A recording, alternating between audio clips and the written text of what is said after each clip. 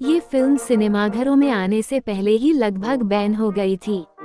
इसका समर्थन करने के लिए कोई बड़ा सितारा नहीं था, कोई लोकप्रिय आईपी नहीं था जिस पर भरोसा किया जा सके, और मुख्य अभिनेता यहाँ तक कि आखिरी मिनट में प्रतिस्थापन था जो फिल्म नहीं करना चाहता था।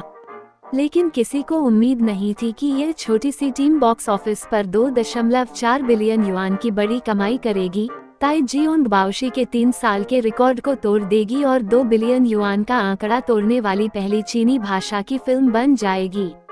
वह छोटा पात्र जियो हुबा, जिसे छोड़ दिया गया और फिर वापस लाया गया, चीनी फिल्म इतिहास में पहला राष्ट्रीय स्तर का वर्चुअल आईपी बन गया। फिर भी आज भी कई लोग इस महान फिल्म के पीछे की अनगिनत कठिनाइयों को नहीं जानते हैं। मूल लीड जिंग बोरान नहीं था, बल्कि को चेन तुंग होनकी यिशी था। फिल्म की शूटिंग पूरी होने के बाद मुख्य भूमिका को नशीली दवाओं के उपयोग के लिए पूरी तरह से ब्लैकलिस्ट कर दिया गया और फिल्म लगभग स्थायी रूप से बंद हो गई।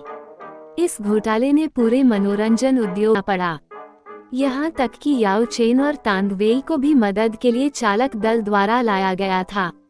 उनकी भूमिकाएं छोटी थीं, लेकिन उन्होंने शो में धूम मचा दी, कभी कभी तो मुख्य किरदारों पर भी भारी पड़ गए। आज भी याओ चेन का धारा प्रवाह पूर्वोत्तर चीनी लहजा लोगों को मंत्रमुग्ध कर देता है।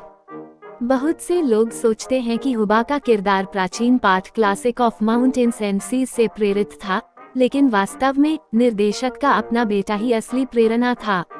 हुबा की चंचल छोटी छोटी अभिव्यक्तियां और विचित्रताएं अपने बच्चे के रोजमर्रा के व्यवहार को थोड़ा थोड़ा करके देखने से आईं। दृश्य रूप से ये चरित्र पारंपरिक चीनी भाग्यशाली गुड़िया, मूली और प्राचीन पौराणिक जानवरों के तत्वों को जोड़ता है। यही कारण है कि वो सभी उम्र के लोगों द्वारा पसंद किया जाता है। निर्देशक जू चेन्यू एक शीर्ष स्तरीय हॉलीवुड एनिमेशन निर्देशक हैं जिन्होंने श्रेक श्रृंखला पर काम किया है।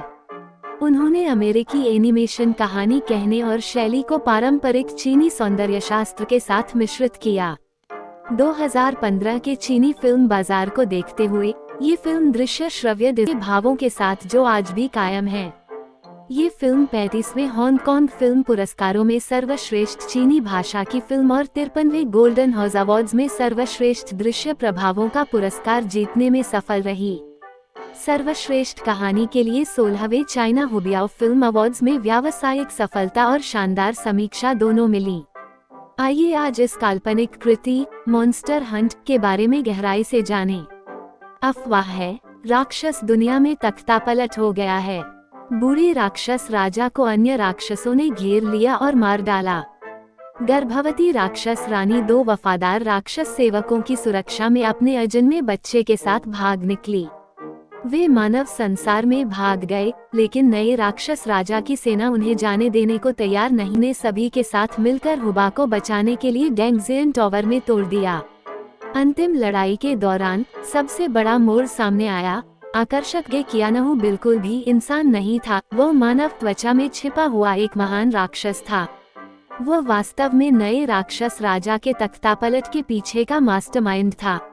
उसने मनुष्यों को राक्षसों को पकड़ने और खाने के लिए उकसाया।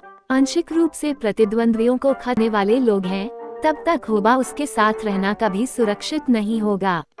वो हुबा को बेरहमी से दूर भगाता है, इसलिए नहीं कि वो उससे प्यार नहीं करता, बल्कि इसलिए कि वो उससे इतना प्यार करता है कि वो सारी लालसा और दिल का दर्द अकेले सहने को तैयार है, सिर्फ इस बच्चे को एक ऐसा भविष्य देने के लिए। के साथ समाप्त होती अंगड़ाहट है और वो लड़ने में अच्छी नहीं है, लेकिन वह सिलाई और घर के काम में कुशल है, जो पारंपरिक सख्त और बहादुर पुरुष नायक से बिल्कुल अलग है।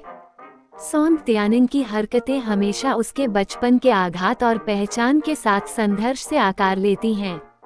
जब वह छोटा था तब उसकी मां की मृत्यु हो गई और उसके शीर्ष स्तर के पिता सोंग डेटियन रहस्यमय तरीके से घर छोड़ गए, जिससे उसे गहरे भावनात्मक घाव मिले।